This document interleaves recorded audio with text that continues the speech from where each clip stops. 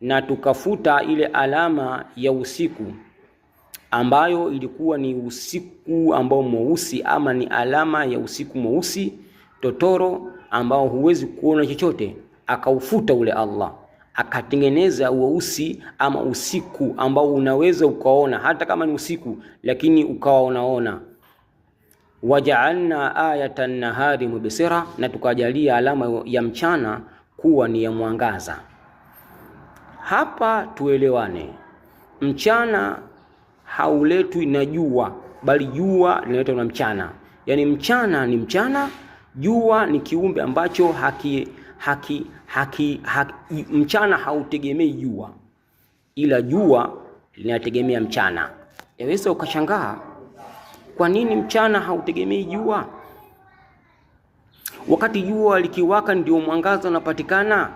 Hapana, mwangaza ni mchana, ni toka mapambazuko mchana unaingia. Hata kama jua halijachomoza, weupe utakuwepo tu, lakini jua haliwezi kuchomoza kama weupe hamna. Kama mchana haujatokeza, jua haliwezi kuchomoza, na hata likachomoza halitaonekana vizuri. Hili anathibitisha Allah tabaraka wa taala kwenye Qur'ani.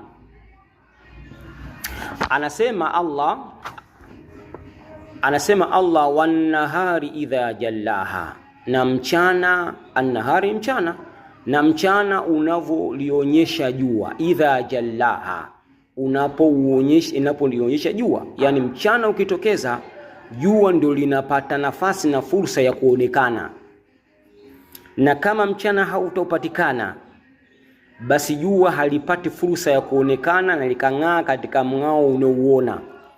Hiyo ama hayo ndio maajabu ya Allah tabaraka wa taala.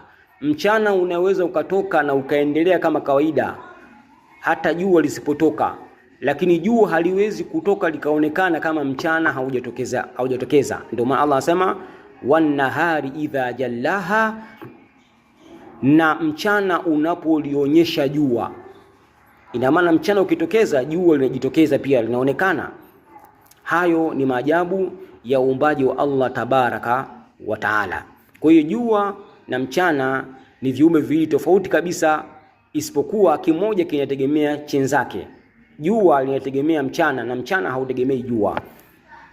Lakini pia akasema tukajalia huo mchana mubsiratan, ni wenye kutoa mwangaza kwa ajili ya kuona, litabtahu fadhilan min rabbikum, ili mtafute fadhila za Mola wenu, yani riziki, kutarazaka.